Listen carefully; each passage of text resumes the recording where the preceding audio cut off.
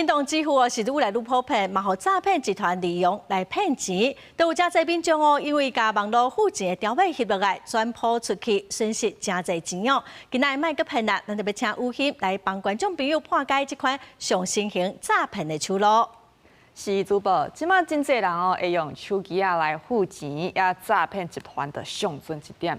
尤其台灣 Pay 甲 Line Pay、Apple Pay 比較起來是較無遐普遍，也民眾佇咧操作就較無遐了解。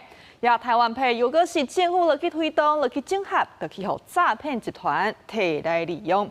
甲人講啊，這是政府的，唔免驚，安心來使用。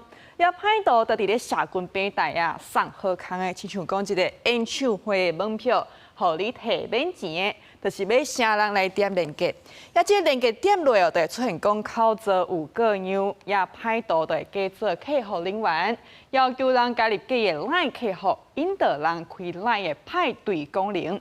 這個功能就是用來分享熒幕，也這個熒幕分享落去哦，歹徒就看到你的手機啊畫面，趁機會甲付錢的條碼，甲伊掠落來，或是講偷翕。安尼詐騙集團都有在調對你的口座來扣錢。也面對這種新型的詐騙，金管會銀行局是已經要求金融機構愛佇咧7月底進行設定機制來防範。第一，就是講付錢的條碼啊是禁止人甲圖掠落來；第二，手機的畫面佇咧分享互別人看的時陣，是無法度來顯示付錢的條碼。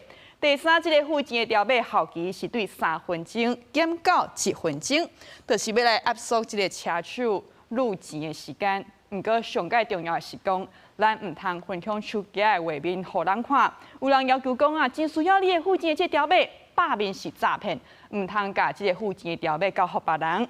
以上就是今日個破新聞，真正是賣個騙啦。咱甲時間交轉去主播。